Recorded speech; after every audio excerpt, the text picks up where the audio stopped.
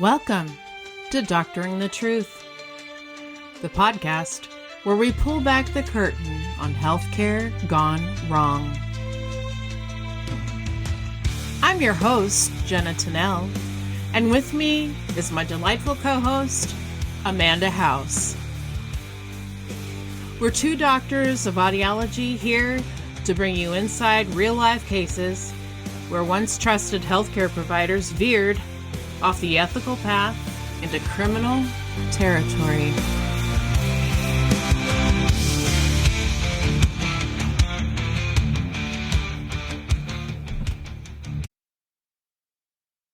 Amanda! Jenna! Hello! Hello. How are you? I'm doing pretty darn fine. How are you? That sounds amazing. I'm good. I got a lot of sleep last night, so I'm feeling good. Yay! Sleep helps. Sleep is the universal happiness med. I'm going to conference in Nolans. She going to NOLA, baby. Next week. Yeah.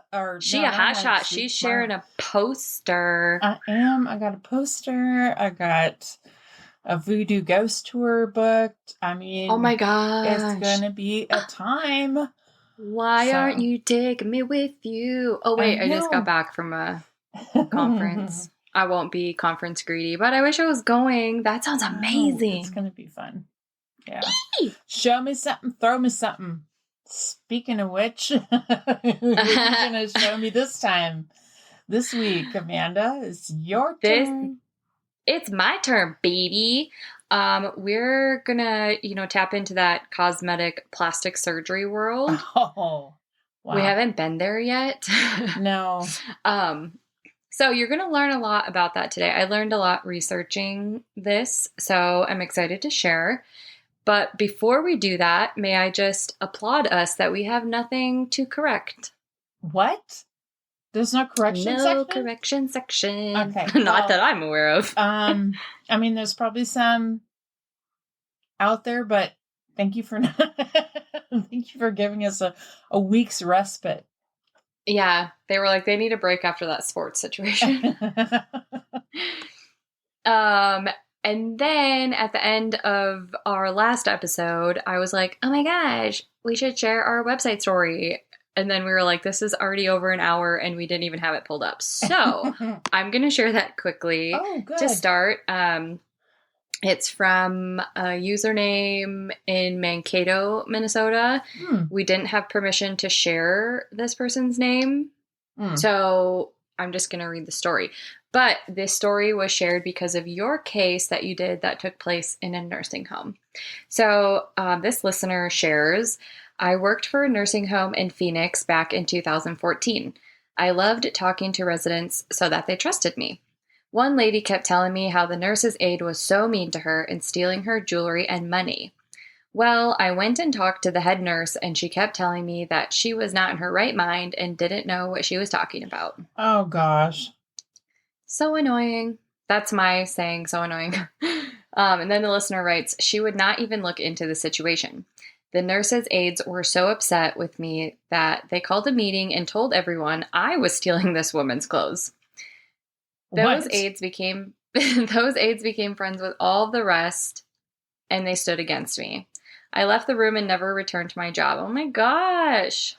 Aww. That was only one incident the residents told me. It made me so sick that I could not protect this lady. I called the state and put in a complaint, but nothing was ever done. I will never go into a nursing home. Oh, I'm so sorry that happened to you. I got talk about some bullies in the workplace. Right? I got an email from someone to our Gmail about this as well. So I'm going to add, this person says, nursing homes take rehab patients too, as well as more complex patients. You can't use restraints without a doctor's orders, and even then, they're hard to get. The statement is true for healthcare across the board. We're expected to do more and more with less. Also, part of the conversation when discussing placement for a woman is that they can expect their husbands to stop visiting them. Oh. This person says, I absolutely adore my residents and my aides are indispensable to me. Anonymous. Oh. Oh. I hate that trend in healthcare of do more with less. Yeah. Yeah. It's such a bad trend. Right? Thank you for writing in. Yeah. No, we appreciate the comments. And So- we're all here to commiserate together. Absolutely. All right, y'all. Are you ready to get into this? I'm ready. What we She got? ready for some football? No, just kidding. We're not going please back don't down the bring up sports sports train. again. I'm just We're gonna kidding. have massive correction. The next episode will just be correction section. Yeah, no, it's baseball season, baby. Yay! I also don't know anything about baseball. So anyway, Same. here we go. There are no trigger warnings for this episode. Mm. Not that I thought. Anyways, okay. Set the mood. Mood set. Mood set. Have you ever caught yourself staring in the mirror thinking, if only I could change this one thing, I'd feel better? Oh yeah. It's a feeling many of us know all too well. The urge to reshape ourselves into something we think we should be. And for some, that feeling leads to a choice that's becoming more and more common, turning to cosmetic or plastic surgery to fix what feels broken. We live in a world where body image is ever shifting and expectations are unrealistic. Amen. Jean-Anne Schwark found herself fighting this internal battle. In the fall of 2006, she decided that she was tired of feeling self-conscious and she wanted to look a little bit better in her bathing suit. At 45 years old and a mother of 5, she made the decision to have some work done on her upper body and back of her arms. She found an ad in a local paper for minimally invasive lunchtime lipo, where you could go back to work the next day. Lunchtime lipo. It's so catchy. Oh my gosh. So catchy. No anesthesia other than local, the ad highlighted. With a background in healthcare herself, working as a nurse practitioner, she wasn't worried in the slightest. She researched the clinic at Anthem Medical Plaza, as well as the provider, and everything checked out. So she scheduled her appointment. September 14th, 2006 was procedure day. Jean-Anne arrived and was assured by a Dr. Peter Norman that if anything happened to her, she'd be in good hands. Dr. Norman began handing her several pills, and as a nurse practitioner, she tried her best to keep track of what she was putting in her mouth. Jean-Anne was someone that never took any pills, so she knew that anything she took would hit her hard. And I resonate with that because I also never take pills. So, like, the couple times I've had surgery, I'm like, it's not going to take very much. Just, I'm a lightweight. Right. It'll be fine. Yeah. So, yeah. Don't overdo it, folks. Yeah. I want to wake up. I'm not going to need a lot, guys. Yeah. So she knew pills would hit her hard. This brings us to 10 p.m., where Jean-Anne woke up freezing in the dark on a cold table covered in blood. What? She felt as though she had been beaten up. She mustered the strength to pull herself off the table and leave the clinic as quickly as she could. When she woke the next day, her bed looked like a crime scene, covered in blood. She then examined herself and found 6 to 8 holes in her body that already looked infected. She treated herself with wound irrigations and decided she would let them heal on their own. She knew that this was beyond negligence, but she opted not to complain to the Arizona Medical Board due to professional embarrassment and the fact that she blamed herself. While Jean-Anne would be lucky enough to survive her wounds, others would not be as fortunate, with headlines reading, "Plastic surgeon convicted of multiple murders." Oh my God. So they left her there on the table for her to just... I know, I really don't understand that. But to it just happens wake again up and later. just like take herself out of there? Oh my God. They're just like, How horrifying. we give up, bye, we're going home for dinner. Like, what the hell's happening here? Oh my gosh. So, a Mr. Peter Norman was born on April 16th, 1961. And there is limited background information on him online, which is okay because I'd rather focus on his victims and his crimes today rather than dissect whether or not he had a happy childhood. which is not very nice to me. I swear I'm a nice lady. Anyway, he earned his medical degree in June of 1994 from St. George's University School of Medicine in Grenada, which is in the West Indies. He completed a 3-year residency in internal medicine at Roger Williams Medical Center in Providence, Rhode Island, and went on to practice emergency medicine in New York State for 16 years, before deciding to move to Arizona and establish his own medical practice, where he would provide cosmetic procedures. The issue with this was that while Peter Norman was a doctor, he did not have the necessary qualifications for practice of this kind. Oh dear. Little spoiler alert here. He was convicted for the deaths of 3 patients at his clinic in Anthem, Arizona between 2006 and 2007. Oh no. His lack of training in plastic surgery and negligence in performing complex procedures led to the tragic deaths of Ralph Gonzalez, Alicia Santizo Blanco, and Leslie Ann Ray. Not only is this a tragic case, it also exposed disturbing practices, including the exploitation of vulnerable communities, which we'll get into, and you're going to be pissed, and the broader issue of unqualified practitioners in the field of cosmetic surgery. This case begs the question of when does a medical mistake turn to murder? Oh, boy. Ralph Gonzalez was born November 30th, 1973. He was noted to be a quiet child, more of an observer, and very easygoing. His mother said in an interview that he was, quote, a great son. You could trust him. Ralph was born and raised in Middletown, New York, and moved to Arizona when he was 19 years old. One day he called his mother and told her that he wanted to have his stomach flattened. He had been running about 5 miles a day and couldn't get rid of his stomach, in his eyes. He assured his mom that the procedure would be quick and easy and he'd be right back to work. His mom told him that she didn't think it was necessary, but he was an adult and she respected his decision to move forward with the procedure. In that same interview, she was quoted to say she was trusting that his doctor is an honest person, and usually doctors are. You're going to tell me David? He wasn't. I don't think so. David Duarte was a first responder on duty when they received a 911 call to a cosmetic surgery clinic for a patient who had stopped breathing while undergoing a liposuction procedure. They arrived at Dr. Norman's clinic, and he recounted the first thing that he noticed upon arrival was the patient's stomach. He said it looked like he was 9 months pregnant. Oh, no. He presumed that it was distended, which is a good indication that the airway tube that was inserted was not in the trachea, rather the esophagus, which goes directly into the stomach. When first responders arrived, staff were performing CPR, but David noted that they didn't seem as though they had any medical training at all. They were very panicky, with looks of terror in their eyes. Not good. David asked, not good at all. David asked Dr. Norman who had intubated the tube, and he said he did. That is where the confrontation began. David was very confident that the tube was in the wrong place because he couldn't hear any lung sounds.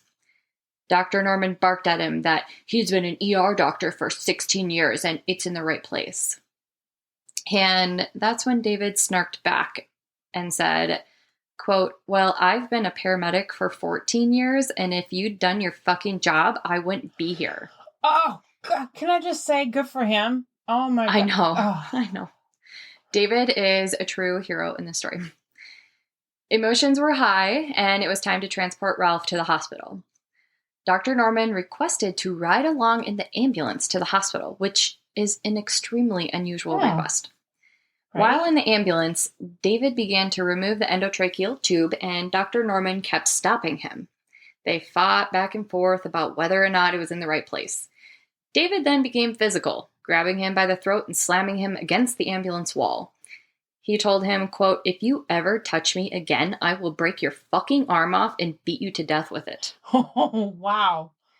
I know, but also, he wants to save that patient. David's just trying to do his job and save this patient's life. Oh my God. And this asshat Norman, who just is like, I want to ride in the ambulance. It's like, no, shithead, you've done enough. Please stay behind. Mm. So David then successfully removed the tube out of the stomach and grabbed a new tube to place. Dr. Norman grabbed it out of his hands and inserted it blindly. Oh, no. Oh, no. That's not What? good. That's not good. No, no, no. Oh. Ralph immediately began pooling blood from his mouth. They arrived at the hospital and he was placed in the care of the ER team. And 1 hour later, he was pronounced dead at the age of 33 no. from liposuction. No. Well, because he didn't know how to intubate. Oh. You're catching on here. Yes. Oh. So the day of the procedure, Ralph's mom was waiting for his call. Mama button. She's worried. Oh God. So her phone rang and she answered. It was Ralph calling, but it wasn't Ralph. It was Dr. Norman on the other end of the line. He informed her that Ralph had died. She couldn't believe it. It was supposed to be a routine procedure. How could this happen? She said about that moment, quote, "Your heart goes down to the floor. Yeah. This is someone that you love so much and is never going to be around again." I can't imagine. David called the Arizona Medical Board and filed an official complaint. Yeah. I mean, David did everything he could, but my goodness. I know. And he had said that's why he felt inclined to file this official complaint, because he felt like it was the last thing he could try and do for Ralph. So in January of 2007, the Arizona Medical Board opened an investigation. There was little information on Dr. Norman because he was new to the area of practice. Dr. Edward Eads, who is an Arizona Medical Board consultant, was asked to look into him. He found what we know to be true, that he completed undergrad in the States and went to medical school in the Caribbean. After med school, he became an ER doc in New York, and around 2004 or 2005, he moved to Arizona and apparently decided he wanted to become a cosmetic surgeon, opening his own practice. An investigation first determines if the doctor is in serious violation of one of 32 statutes, with the most important of these being, is there a danger to the public? The medical board couldn't find a serious violation of the 32 statutes, and he wasn't in apparent danger to the community, so the case was dismissed. Okay, I have a question. So in order for someone to become an allergist or an otolaryngologist, they have to do a fellowship. Don't you have to do a fellowship in plastic surgery? Or is that not a thing? Yeah, we're going to get into that. Okay, all right. Yeah, that's a great question. Yes. Okay, so that brings us to Alicia Santizo Blanco, who was born on December 15th, 1965, and unfortunately passed away on April 25th, 2007, at the hands of Dr. Norman. Oh, gosh. Again, little information that I could find on Alicia, but we do know that she had been receiving cosmetic surgery procedures that her family was unaware of. Yeah. She had, I mean, that's something people don't talk about, right? They're embarrassed. Right. Let's see. She had multiple procedures completed by Dr. Norman, such as breast implants, liposuction, and fat injections. She was going back to have some lipo redone, as well as perform a fat grafting procedure, which is known as the Brazilian butt lift. Jeff Heinrichs was a paramedic on duty the day of her procedure. His crew was dispatched to Dr. Norman's office for a 41-year-old female who coded during liposuction. Paramedics were met by Dr. Norman at the door, and he said he wasn't sure why the patient had coded. Jeff listened for placement of the tube, and he told Dr. Norman that he didn't think the tube was in the right place. They argued back and forth about this until Jeff made the decision to pull the tube out to be replaced before transport. Dr. Norman again insisted that he ride to the hospital. Frickin' weirdo. When they arrived, it's like, is that how you want to still have control over the situation? Because you know you fucked up? Yeah. When they arrived at the hospital, she had a pulse and was transferred to the care of the ER team. She passed away 3 hours later. Oh, no. While at the hospital, Jeff ran into David, who had brought in a different patient. He told him that his cosmetic surgeon guy struck again and that they just brought in a patient of his. David was beyond furious and couldn't believe that this had happened for a second time. He called the medical board again and left a detailed message of the second occurrence. Good for him. Yes. So David was worried that the first case against him had been dismissed because he had disclosed that they had been fighting. So they took it as, I know they didn't just take it as a personal thing because he wasn't in violation of one of the 32 statutes and he wasn't in apparent danger to the public, but David personally felt like if I wouldn't have fought with him, maybe something different. Yeah. Yeah. So when this happened again, he was like, I have to say something again. What are the odds that he was around to know this so that he could report him again? Mm-hmm. Yeah. Okay. Alicia's son, Frey, received a call from the hospital that his mother was there and that she wasn't going to make it through the night. Oh. He was in disbelief. He had just spoken to her the day before and she was just fine. And now he was getting a phone call that he needed to head to the hospital to say his goodbyes. By the time he arrived, she had sadly passed away. The hospital informed him of more specifics, like where she had had the procedure done and who the doctor was. Frey drove to the clinic and burst through the door, demanding to talk to Dr. Norman. When he stood in front of him, all he could manage to say was, "What were you thinking? What were you doing?" Frey recounted that all Dr. Norman said was, "I'm sorry," and walked away. Ugh. Alicia's death was only 4 months after the death of Ralph. While the initial investigation was dismissed, it was a red flag that there was a second death in his clinic in only 4 months. The medical board wasn't sure if he was able to safely practice medicine at this point, so they drafted an interim practice restriction so that they could ensure he wouldn't have any other patients in his care until the board had an opportunity to complete a thorough investigation. Oh, that's good. Yes, the Go Arizona Medical Board. Yeah. No, I think they did their due diligence. They did good. Dr. Eads was again asked to be a consultant for the investigation. He now had the opportunity to do a review of records where he noted several deviations from the standard of care. As it pertains to Ralph, these were his findings. Before the actual liposuction began, Ralph's oxygen levels dropped quickly and his heart stopped. What? Ralph had 10 times the lethal dose of lidocaine in his system, which is why his heart stopped. What? His death was noted to be the result of an adverse reaction to medications administered for cosmetic liposuction. Another thing the investigation showed was that his abdomen was severely distended due to incorrect endotracheal tube placement. In regard to Alicia, Dr. Eads found that during surgery, she suffered cardiac arrest. Oh my gosh. He explained that a risk of fat grafting is a fat embolism. Fat can mistakenly be injected into a vein during the procedure, which can then transfer all the way to the heart and enter the lungs, which causes the heart to stop. This was the cause of her death.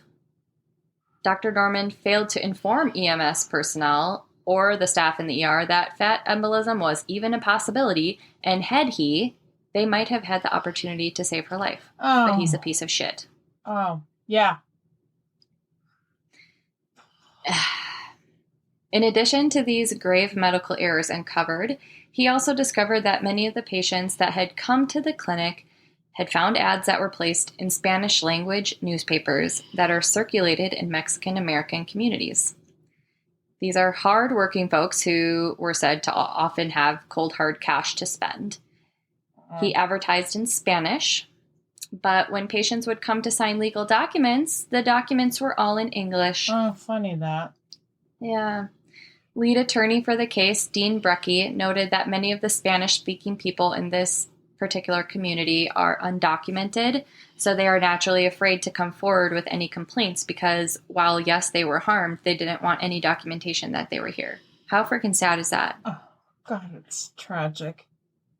He believed that Norman wanted to get money from people who weren't going to complain. Of course he did. And when you think it couldn't get any worse, they also found that he had medical equipment that wasn't registered, medications that weren't stored properly or securely, and his staff members did not have any surgical training. I mean, his staff members seem like they didn't even have basic life support training because they were freaking out about trying to do CPR. And, like, if it's your first time doing CPR, okay, Yeah. fine. But for the whole room to see panicky, it's like Yeah. someone has to take control in there. Yeah. I mean, Ugh. that's disgusting. In May of 2007, Dr. Norman was under investigation for the death of 2 patients in just under 4 months.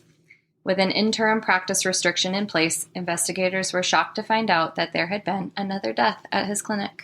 What? But before we get into that, it's a chart note. Welcome note. to the chart note segment, Chart where we learn note. about what's happening in medicine and healthcare. Chart note. Oh my God. Why does chart note make us feel like we should sing? I don't know. Love it, but I don't when I hear it back. No, I'm always like, nor does anyone else. like. Sorry, listeners. I know. Oh, sorry, everybody. Although I did have someone tell me that I've actually had a couple people tell me your voice was made for podcasting, but someone particularly told me that my voice scratched an itch in their brain. Oh, So what? Shout out to Morgan. That was so nice. Scratched and itched. Oh, that was, you took that as a positive. Good for you. Oh, is that not? That your voice scratched and itched in her brain? I suppose. Yeah, like, you know, like when you're like, scratch a dog and they get like the whirly kicks. So like ASMR I don't know. I took it as a good thing. Type thing. That's a good thing then, because you scratch your itch. If it was just itching, then that would not be good, right? Oh my gosh, yeah, I see where you're going with that, but I'm telling you, it was a compliment. I believe it because I know it to be true. I listen to your voice and I'm just like, ah. Oh boy, Lord have mercy. I be blushing over here. Okay, anyway, chart note, y'all. Chart note. Chart note. No. Okay, stop singing. Okay, so I looked up the training requirements because I had the same question you did. For plastic and cosmetic surgeons, and I was curious how one can be confident that they're going to go in for a procedure and that the person performing the procedure is qualified to be doing said procedure. Good question. Yeah. Very great questions. So I found an excellent blog titled San Francisco Plastic Surgery Blog by Dr. Joseph A. Mealy, who is a board-certified plastic surgeon in San Francisco. He wrote about plastic surgery warning signs, and I'd like to share some of his tips and tricks with you, as well as share what I learned about the pathway to becoming a plastic or cosmetic surgeon. Perfect. Here we go. A plastic surgeon is an allopathic or osteopathic physician holding an MD or DO medical degree that has completed education including a bachelor's degree, which is 4 years, a medical degree, another 4 years, and a plastic surgery residency training lasting a minimum of 6 years. Ooh.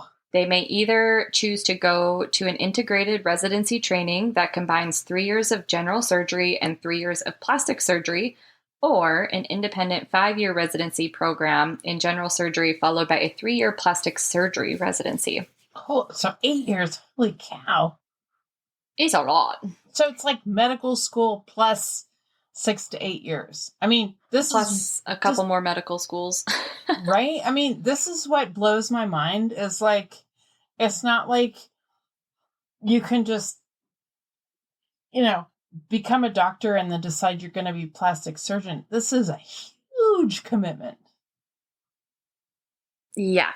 Yeah, it sure is. And a huge commitment that a Dr. Norman didn't take. Okay. What the hell was he doing? I mean, okay, who gave him a loan to open that clinic? Okay. Right? Okay, carry on. A person may then choose to attend a fellowship program in one of the many subspecialties of plastic surgery. Fellowships are 1 year or longer. The surgeon will then become board certified by either the American Board of Plastic Surgery or the American Osteopathic Board of Surgery for DO physicians. A board-certified plastic surgeon can work within 6 categories: hand surgery, disorders, reconstructive surgery, trauma surgery, congenital defect repair, and cosmetic surgery. Now, that is for a plastic surgeon, but we also have cosmetic surgeons. From the American Board of cosmetic surgery, and plastic surgery both encompass improving a patient's body. The overarching philosophies that guide the training, research, and goals for patient outcomes are different. Cosmetic surgery focuses on enhancing appearance or aesthetic appeal. It treats areas that function properly and are elective procedures. Cosmetic elective procedures can be performed by the doctors from a variety of medical professionals. There are currently no residency programs in the United States devoted exclusively to cosmetic surgery. Because of this, cosmetic surgeons primarily obtain training and experience after completing their residency training by completing a post-residency fellowship training program in cosmetic surgery. There is board certification to be obtained in cosmetic surgery, and the training, experience, knowledge required to become board certified reflects subspecialization above and beyond what it takes to become certified in a related discipline such as plastic surgery. That is so much, so many words.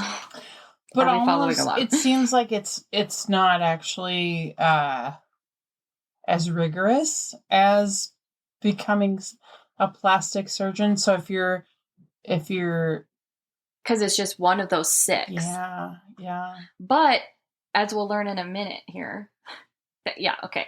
So that's kind of what I was thinking. And then I learned during this fellowship, the surgeons receive a thorough training in all cosmetic surgery procedures of the face, breast, and body, plus non-surgical cosmetic treatments, performing a minimum of 300 individual cosmetic surgery procedures. The fellowship training is in addition to completing a 3 to 5 year residency program. Okay, so if you're a surgeon and you're advertising cosmetic surgery, do you have to have this legally? Do you know what I mean? Like, I can't believe that he had a 3 to 5 year residency in this particular... The answer is no, unfortunately. Okay. Well, if you are going to look for a procedure for yourself, I would beg you to look for these things. But I also learned that people can take classes, like online classes, to become cosmetically trained. So that's what our boy did. But our boy didn't even take basic, like, how to intubate a patient. Like, I mean... Oh, but he apparently was an ER physician in New York. Explain that. Yeah, and you can't maintain an airway? Come on, dude. You were putting the LMAs in the stomach? Come on. That's... Okay. Anyway... Okay, God, back to the chart note. Okay, sorry. Okay, so yes, that was a lot. But lastly, I did want to tie in the information that Dr. Mealy had stated in his blog that there are 3 places every patient should check before having plastic surgery. So 1, American Board of Plastic Surgery. 2, American Board of Medical Specialties, ABMS. And number 3, your state's medical board. What are they checking now? They're checking that your surgeon is listed? Okay. Mm-hmm. Sorry. So, no, that's okay. So in the blog, Dr. Mealy used these tools to search Dr. Norman, and these were the findings. Okay. So a quick check on the American Board of Plastic Surgery website reveals no records found for Dr. Norman. This means he is not board certified plastic surgeon. Suspicious. Don't be suspicious. Okay. Number 2. The ABMS website is the best way for you to determine what board has certified your doctor. A check of this website would reveal no certification by any board for Dr. Norman. Yeah. A previous check of the healthgrades.com website would show that he was board certified in internal medicine at some point in time, but cannot be corroborated by the ABMS website. The reasons for this, according to Dr. Mealy, could be 1, he was never board certified in internal medicine, sketch. 2, he was board certified in internal medicine, but he did not pass recertification.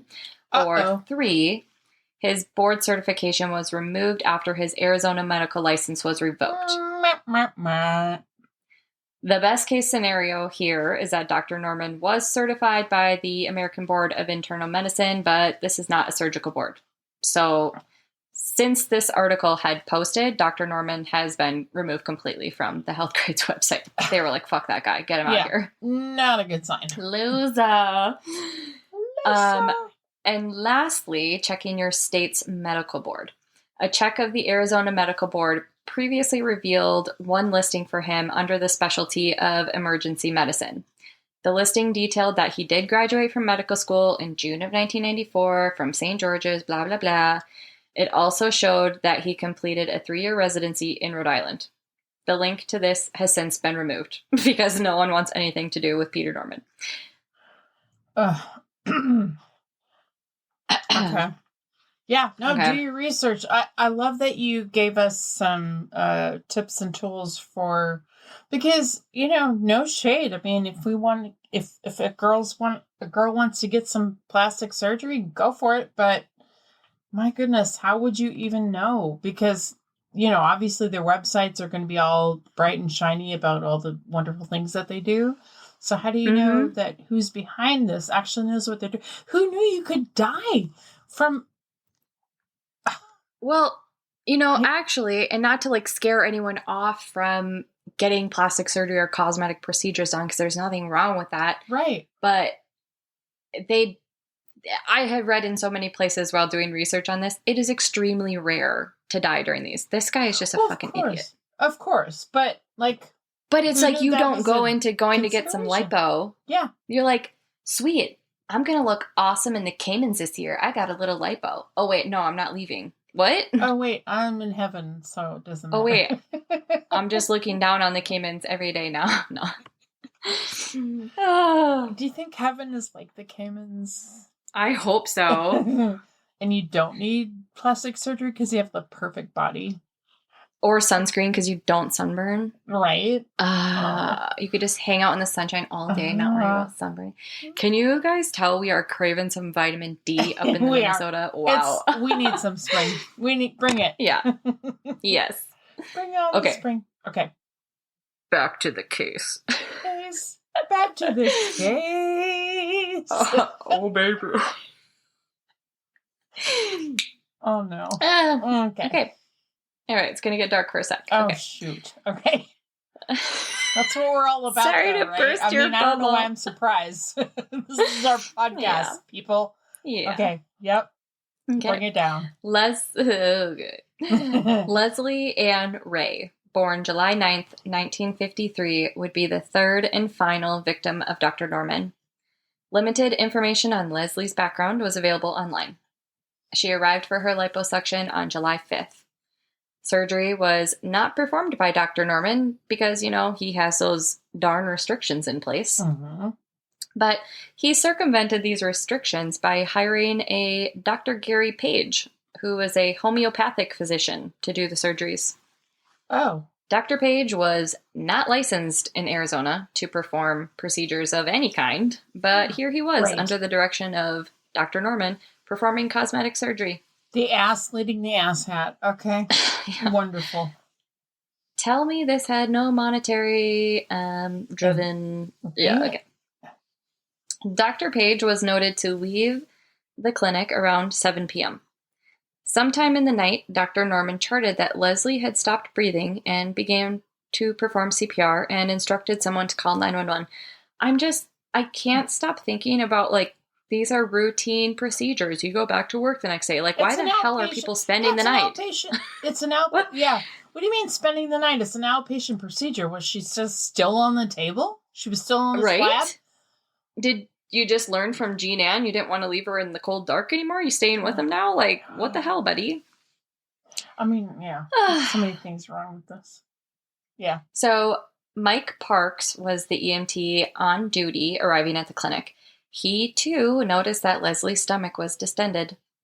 It appeared that she had not been breathing for quite a while. Yeah, her airway was not secure, people.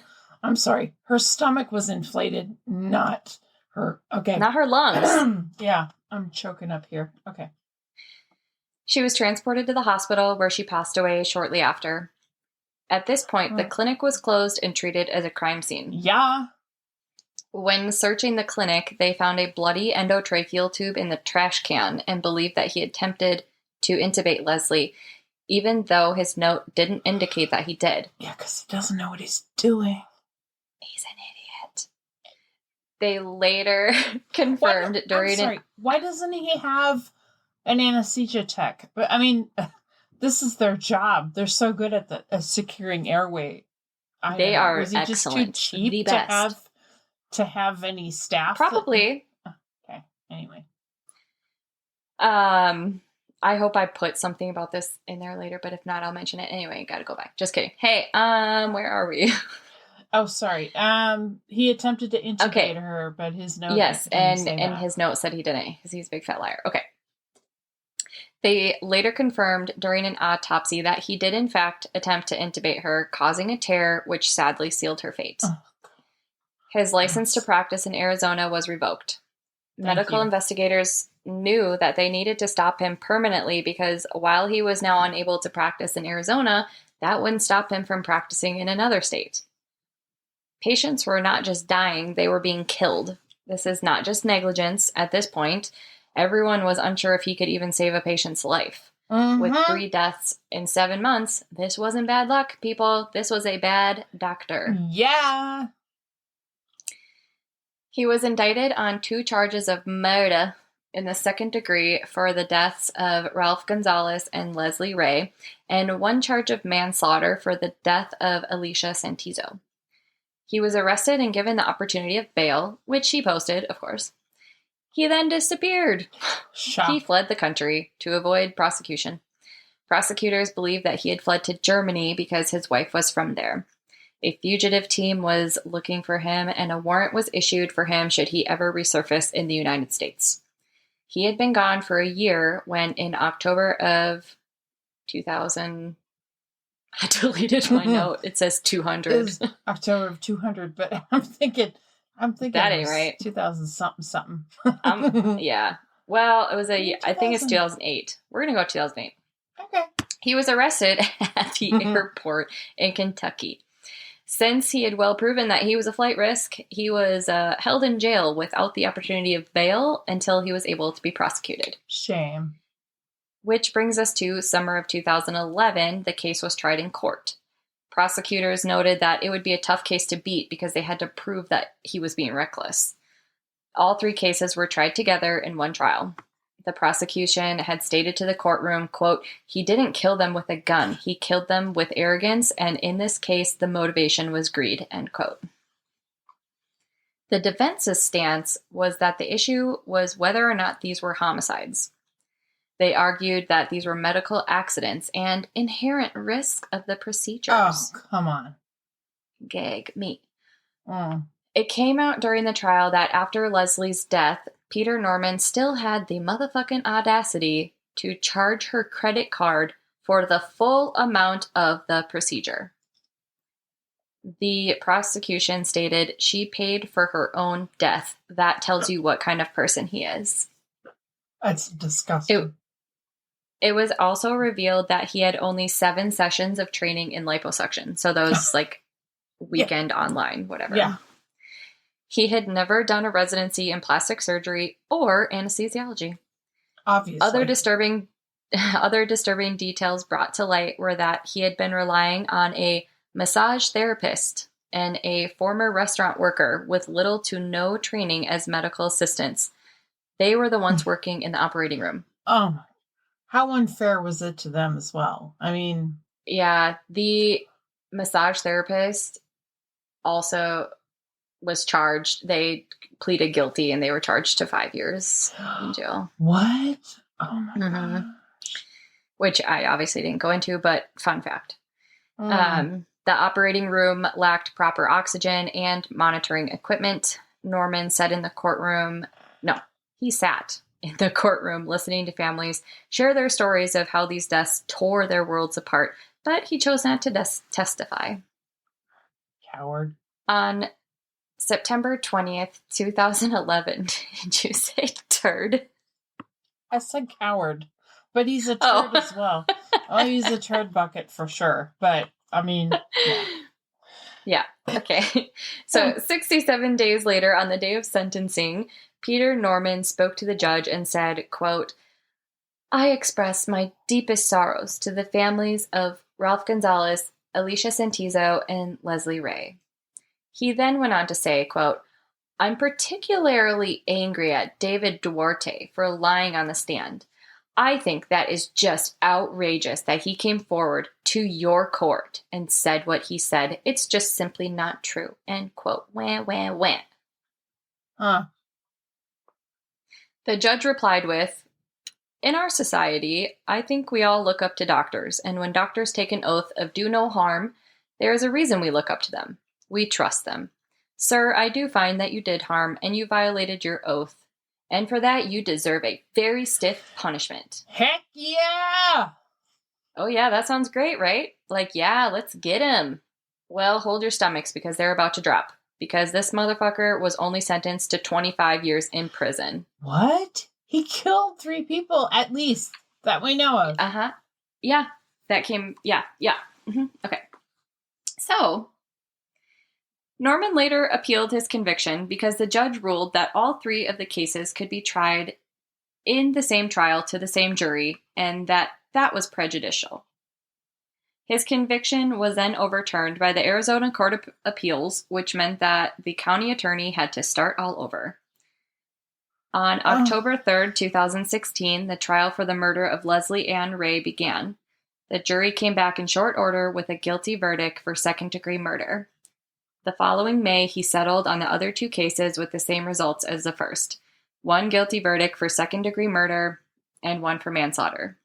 So he was sentenced for 10 years for each count of murder and 5 years for the count of manslaughter for that same total of 25 years. I don't understand the lack of punishment. No. Ralph's mom actually, so then like families get to give their statements, and Ralph's mom had said to the judge or to the courtroom or whatever, to everyone present through a microphone, that people get more time for hurting animals. Exactly. He took her son away and other people. Yeah. Yes. And oh my God. And he willfully exercised his negligence, which led to deaths. I mean, driven by greed. Yeah. As evidenced by him charging her credit card after she already died. What a psycho. Oh my God. I don't get it. So, this is disgusting.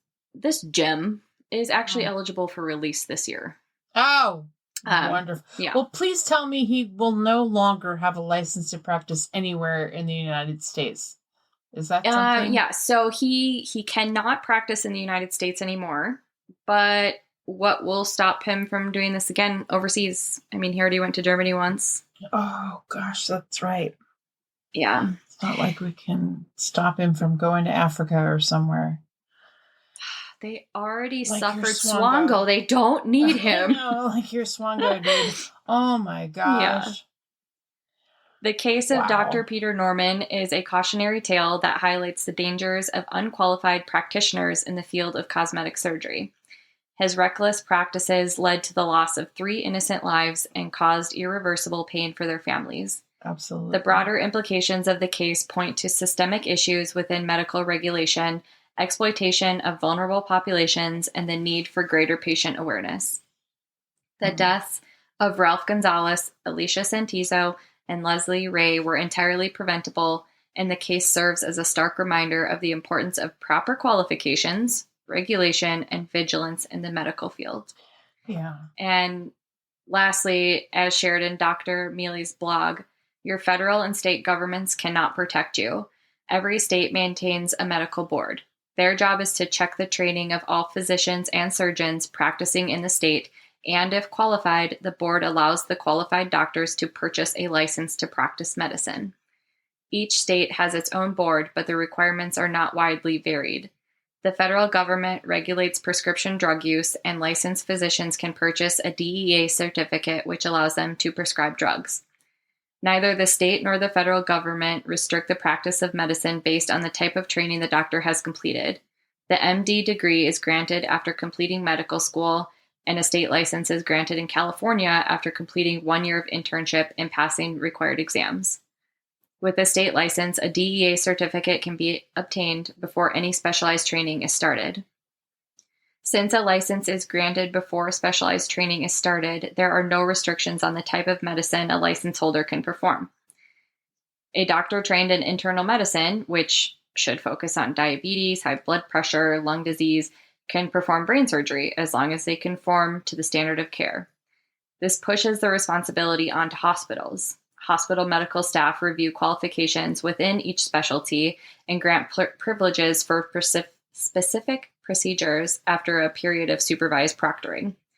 This peer review can help for hospital-based disciplines like brain surgery, but most cosmetic surgery is outpatient surgery and not performed in a hospital.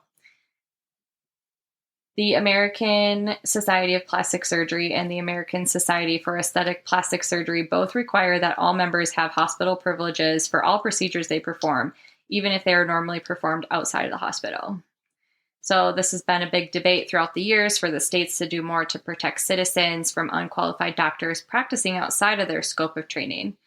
Special interest money has made this almost impossible, and there is little interest in drafting difficult legislation. And just he noted, this obviously does nothing to do with breast implants, but while reviewing silicone breast implant leakage rates, the FDA noted that leaks occurred most often at the hands of non-board certified plastic surgeons, often in the operating room. So listen, people, it's just a buyer beware situation for bargain basement plastic surgery. It's up to you to find the best doctor. It's your body, your health, and your life. Plastic surgery is elective, and you have time to decide how you want to proceed and who you want to trust. Resources are available online to help you make the best decision possible. And while the recommendations above cannot guarantee perfect results, they can certainly improve your odds. Wow. I mean, done. That was eye-opening. I mean, I did not know a lot of this. So thank you for bringing that to our attention. Great research, great story. Thank you. Thank you. All of the resources that I used will be in the footnotes. So do you have a little medical mishap for us? I do. This week we have an email from Anonymous. And by the way, if we're able to shout out your name, let us know. You can use my name. If you don't say specifically that we can use your name, you're going to be nameless. No, you're going to be anonymous. Yeah. So, okay. So this email says, "Hey guys, love the podcast. I have a medical mishap that still gets me roasted at family gatherings. So a few years ago, I was slicing an avocado." Oh gosh. Those slippery little suckers. Parentheses, yes, I know, rookie mistake, and parentheses. And I somehow managed to stab myself in the hand so badly that it definitely needed stitches. Oh no. But instead of going to the ER like a normal person, I thought, hey, I've seen YouTube videos. I can totally do this myself.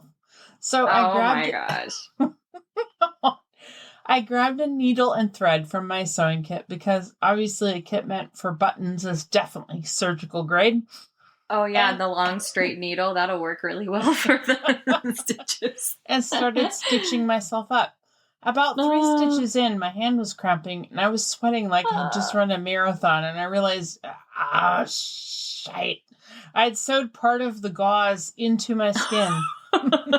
Like, literally attached it. At this point, I was both horrified and impressed with myself. Yeah, no kidding. You go, you. I had no choice but to go to the ER, where the doctor took one look at my handiwork and sighed deeply and muttered, "You tried to do this yourself, didn't you?" Yeah, buddy, I got a gauze sewed on my hand. Long story short, they removed my craft project, stitched me up properly, and gave me a solid lecture on why sewing skills do not translate to medicine. My family still calls me Dr. Homek. That's amazing. Dr. Homek. Thank you so much for sharing that story with us. Ouch. Yeah. Yowzies. Can you imagine sticking a long straight needle through? No thanks. Oh, It was a brave that was someone who didn't want the copay. That was someone who was like, you know what? I'm going to save myself the copay. We're going to get there. You know what? If you're going to do that, at least try like super glue first. Because it's, it's sterile. And most of the time it can get the job done as long as you don't glue unnecessary things to the area. But I'm not a medical doctor, so don't take our advice. Yeah, don't take my advice, but consider. Just pay the copay. Oh, wow, that was great. What can we expect to hear next week, Jenna? Well, okay, so tomorrow morning, throughout the rest of the week, I'm going to be in Nowlands. So I thought I should cover something Nowlands-ish. So I'm thinking I'm going to present a case about Murder or Mercy, Hurricane Katrina, and a case about euthanasia or murder. Oh, okay. Whether I'm here it was for it. Euthanasia or murder. Yeah. So okay, well, we will look forward to that. Thanks. Me too. I haven't done it yet. She's like, yeah, me too. I have to write a script while I'm in New Orleans. I'll do my research in person. It's going to be live, baby. Right?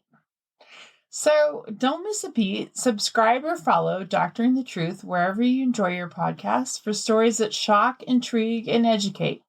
Trust, after all, is a delicate thing. You can text us directly on our website at doctoringthetruth@buzzsprout.com. You can support the show by clicking on the subscriber link to the podcast for as low as $3. $3! $3 a month! You guys, it's not even a coffee. And you could support an entire podcast. We'll give you a shout out on the show. And we're looking for ways to bring more rewards in the future. This might include exclusive content, early access to episodes, fun merch, and more. Please email us your medical mishaps and story ideas, along with any comments at doctoringthetruth@gmail.com. And be sure to follow us on Instagram at doctoringthetruth. Don't forget to download, rate, and review so we can be sure to bring you more content, more content next week. Until then, stay safe and stay suspicious. Why did we just go slow-mo? Bye. You be safe in NOLA, okay? Bye.